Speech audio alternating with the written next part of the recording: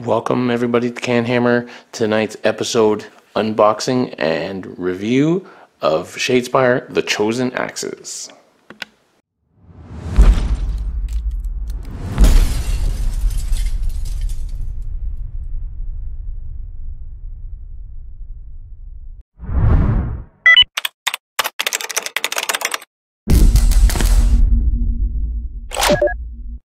Welcome everybody back to Canhammer, your source for Shadespire from the Great White North. Sorry for the delay in getting this and the Spikes Claws review out. My voice has not been good for over a week, and I've not been able to do any recording because I basically lost my voice. I still have the Legions of Nagash battle tome to do, so those will be coming, but it's just taken me a while to get my voice back. So as you can tell, my voice is not even normal as is right now, but it's good enough to talk to you guys. So I picked these up a couple of days ago. Very excited about these. Shake up the meta a little bit. Well, the meta as it stands right now in Shadespire, plus new models and new cards. I'm very excited. I know very little about what's in here. I tried to avoid everything I saw online. So let's get cracking with this baby.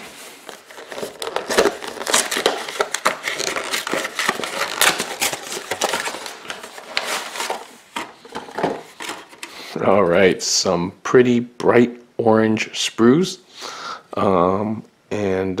Again, super detailed. The axes are kind of see-through. You see there? So the axes are see-through. Pretty sweet. Pretty sweet. And look at these mohawks.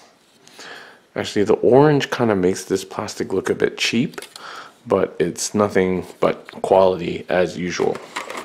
There's 4 models in this kit, and all the detailed bases and everything. So we'll be putting those together at some point. Not in this video, but we will be putting these together at some point. Looks amazing. Interesting, in Games Workshop Limited 2017. So obviously these were made last year. There we go. Some instructions. Nice full color instructions and a painting guide. And here we go, the cards. All right, let's check it out. Let's check out the character cards first. All right, 4 guys. First we'll look at Fajul Gribnir. So this is the leader. He is the guy with the big axe across his back. Pretty cool. This is the Dwarves symbol. And so he has 4 health. He only moves 2, so that's the one thing about the dwarves is they move like skeletons. 2 only. I know how that feels. A shield for defense, and he has the latchkey axe, which is a melee weapon, 2 hammers, 3 damage. So pretty strong out the gates. And this fighter holds an objective, and all the dwarves inspire if they hold an objective at the end of the action phase. So that's a little bit tricky, because you don't want to get onto an objective at the beginning of the action phase because you can be pushed off, but you have to time it so that you're standing on it at the end of the action phase. So quite a tricky inspire condition, but let's see what happens when he inspires. So when he inspires Reggie, he goes up to 3 movement, which is fine, but still a bit slow. Goes up to 5 health. So I'm guessing that means if he already took damage, he just gains 1 health. And now his axe becomes blazing latchkey axe. It gains cleave. Yeah, he didn't have it before. It gains cleave, and it does 4 damage, which is, I think that's the single strongest non-buffed attack in the game so far, if I remember correctly. Even Gerzak doesn't do straight 4 right off the bat. So he's pretty strong once he gets inspired. So you probably want to sit him on an objective at the end of the first action phase to make him a brutal combatant.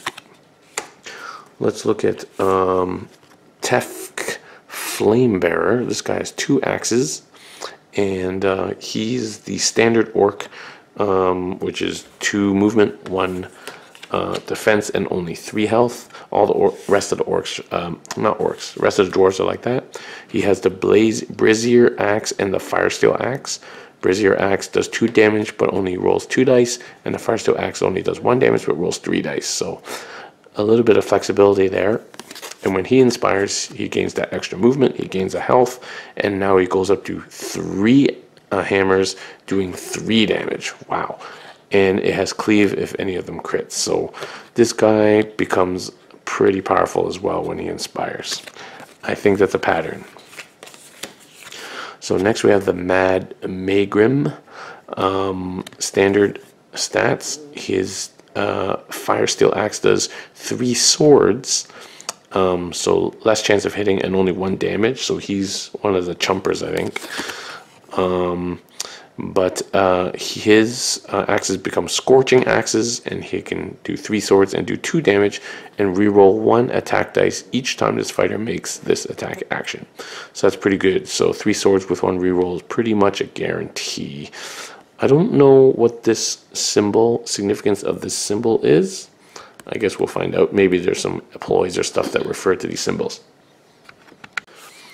And finally we have Vol Oricbane, who has the Great Axe, which is 2 hammers and 2 damage.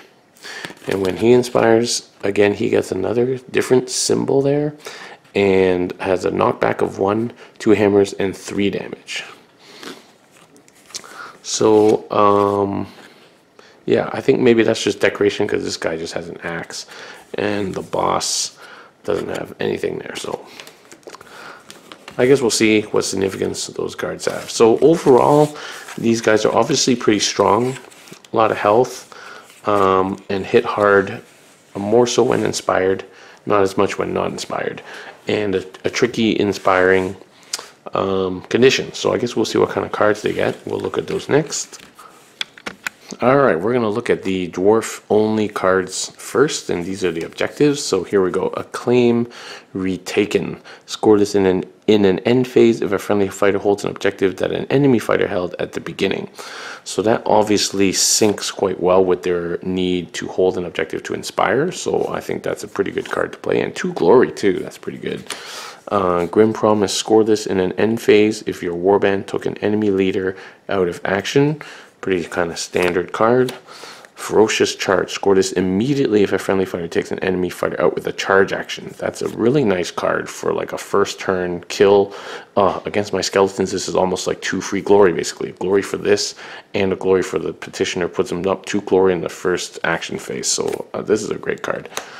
For the Urgold, score this in an end phase if all your surviving fighters, at least 3, are inspired. I think that's decent because you want your guys inspired. 3 of them, yeah, more of a late game card for 1 glory. We'll have to see what else there is. Score this in an end phase if all of your surviving fighters, at least 3, made a charge action. That's very doable, just like the Orcs one.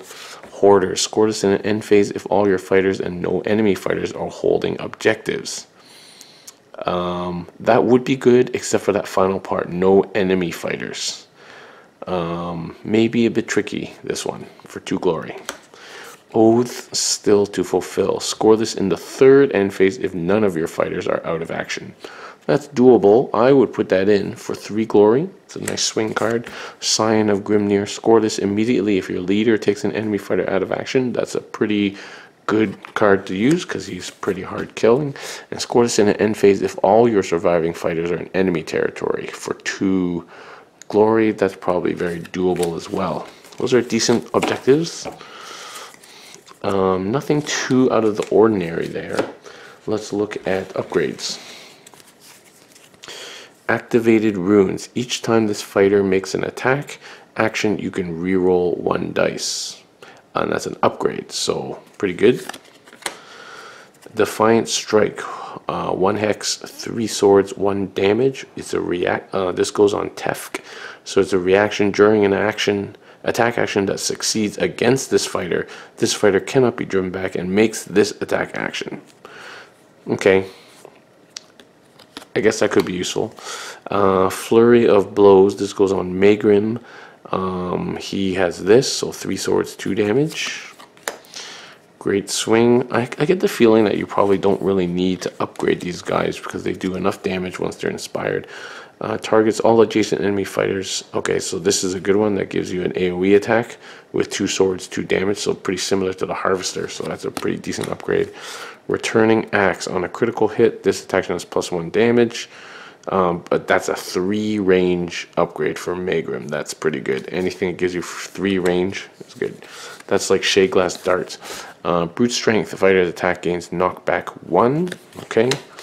Grimnir's Blessing. This is for the boss. During an attack action or ploy that would take this fighter, roll a defense die. If it's a shield, the damage suffered is ignored. Okay, so that's a 1/3 chance of saving yourself, which is okay. It's not great odds. Grimnir's Fortitude, +1 defense on the boss. Not bad. He already has 1 defense. I think he goes up to 2 defense when he's inspired. Nope, he doesn't. So could be useful. Grimnir Speed +2 move, obviously good, and the fighter considered to be supporting fighters when they support rather than 1, so similar to the guard one. Okay, nothing too overly inspirational there. Let's have a look at their ploys.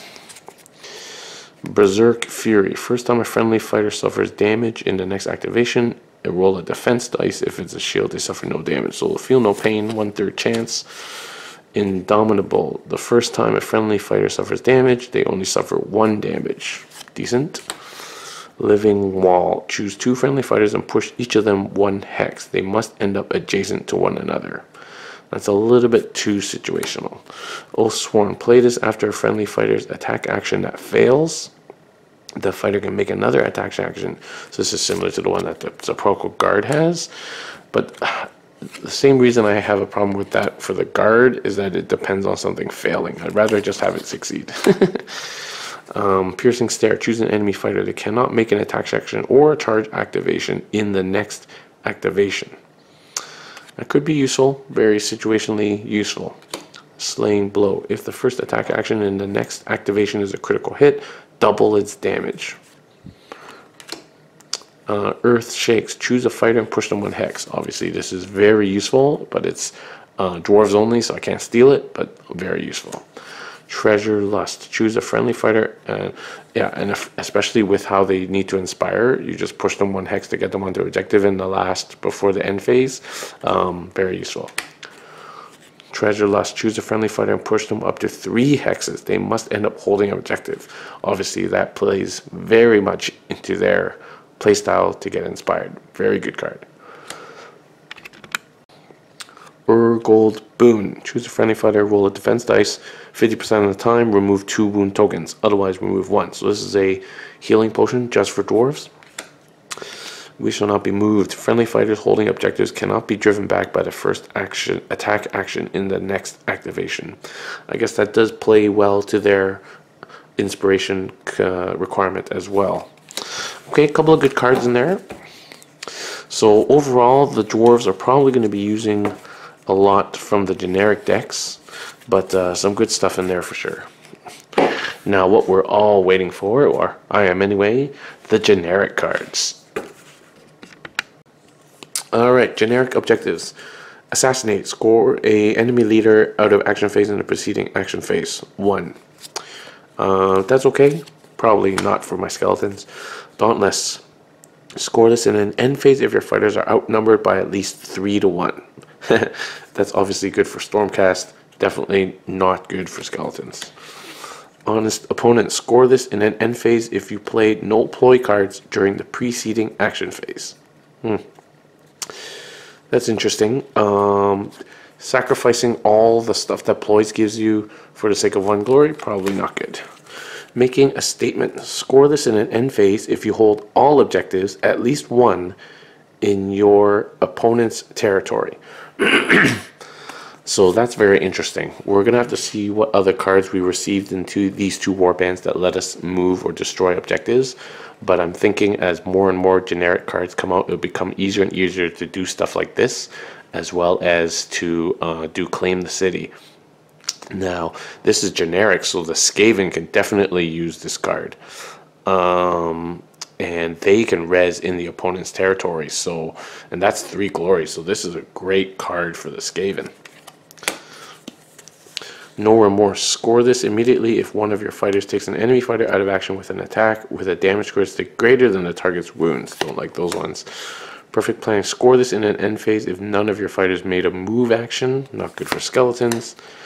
Precise use of force. Score this immediately if a friendly fighter makes a attack action that deals enough damage to take the target out of action. That could be very useful for skeletons and for Skaven because they do little bits of damage, so it's unlikely you're going to overkill someone. So, and that's an immediate one, so that might be worth considering. Tactical Genius. Score if you hold objectives 1, 2, 3, which obviously could be good for my skeleton deck. Maybe better than the ones that are like 1 and 3 or 2 and 4. That's 3 glory. Total annihilation. Score this in the first or second end phase if all enemy fighters have been taken out of action. 7 glory. Alright, that's probably good for orcs and maybe maybe the dwarves, depending on who you play. That's basically even though you table somebody, you can still play on, but not if you get a 7 glory bonus. Game over. Score this immediately if an enemy fighter takes damage from a friendly fighter's attack action because they cannot be driven back. Very situational. Unbroken Wall. Score this in an end phase if all surviving friendly fighters, at least 3, are in a single group with each friendly fighter adjacent to another friendly fighter. Score this in an end phase if all surviving friendly fighters are in a single group with each friendly fighter adjacent to another friendly fighter. What is this term group? You know, that's not really a term that's been used in the game before, so it's unclear what they mean by in a single group. Do they mean all next to each other and then all the enemies are around them? It's unclear what that means. It's not a very well written card. Okay, certainly some stuff in there that I could think about using. Things like Tactical Genius, and precise use of force. Definitely things that we do, and maybe making a statement. So few objectives there. We'll have to see what's in the Skaven deck, but certainly stuff that could be useful. Generic upgrades. Headlong Charge. When this fighter makes a charge, increase move characteristic by 1. That's pretty good for slow armies like mine.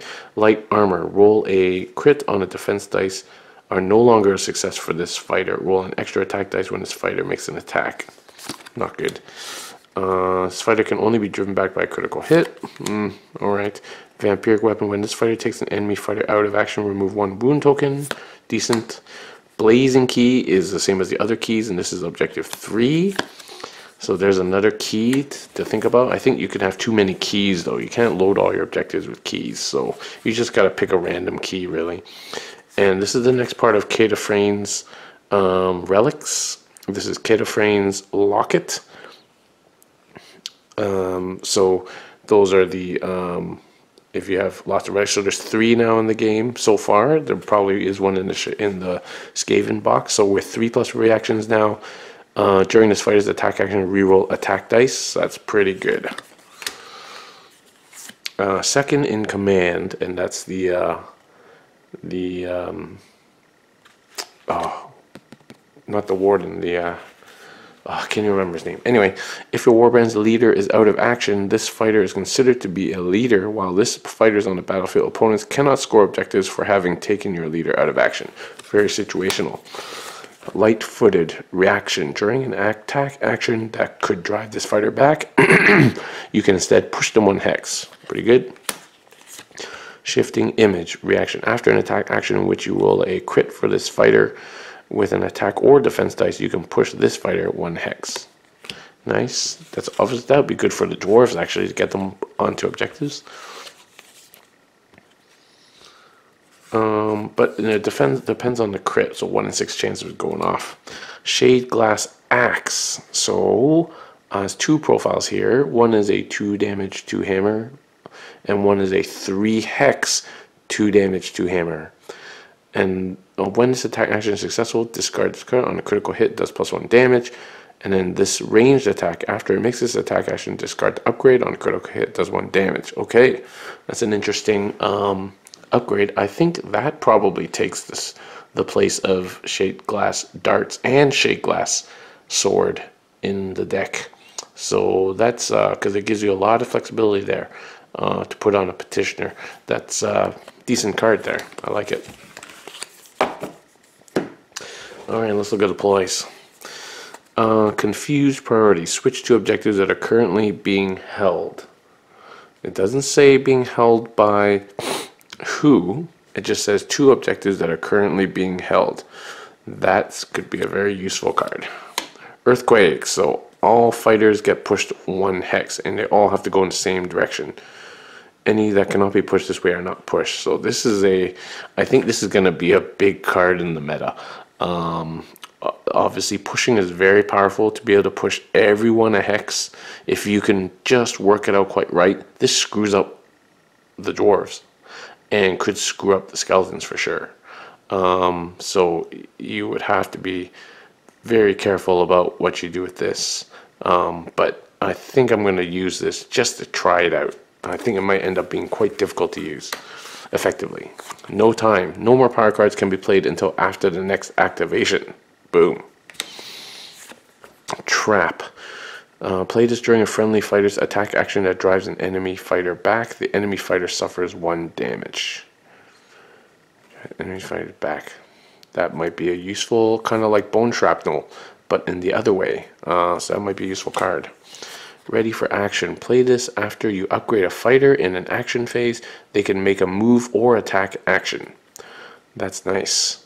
So you play your upgrade, then you play this reaction. To immediately attack with your upgraded fighter. That is a nice card. Legacy. Reaction. Play this after an attack action or a ploy that takes a friendly fighter out of action. Choose one of their universal upgrades and give it to an adjacent friendly fighter. Oh, that's too bad that it has to be adjacent. Too difficult to use. Tantalizing prize. The first friendly fighter to make a move action in the next activation can move up to an additional 2 hexes if they end their move on an objective. And obviously that's good for dwarves. But probably similarly good for skeletons. Definitely something to consider there. 4 move skeletons. Yeah, that's nice. I like that. Actually, I really like this card, just thinking about it. To give me a 4 move skeleton to get onto an objective, especially if it's getting into an opponent's objective to get rid of the denial or the containment. Oh, I really like this card. Fueled by fire. Reroll any attack dice for the first friendly fighter's attack action. Okay. Death throws. Play this card during an attack action or ploy that take a friendly fighter out of action. Choose an enemy fighter adjacent to the target. Suffer 1 damage. So this is like Bone Shrapnel. Darkness descends. The first attack action in the next activation has a range of 1. Interesting. Okay, so you could screw someone else up, I guess, with that. Okay. So overall, some interesting cards here to consider using in my deck. Generally a nice release. I'm not going to play the dwarves. I don't want to paint muscles and orange hair, but not really kind of my style.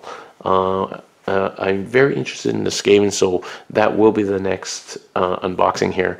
But generally a good release. Definitely some good cards here that I can use for my skeletons.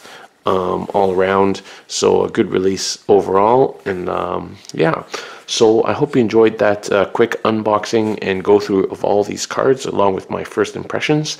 If you like this video, please click on the like below, and please feel free to subscribe to Canhammer by clicking on the Canhammer symbol in the corner there. And if you really like what we do here, please subscribe and support us on patreon.com by clicking on that link at the top there to help us produce more content such as this. And we'll see you next time.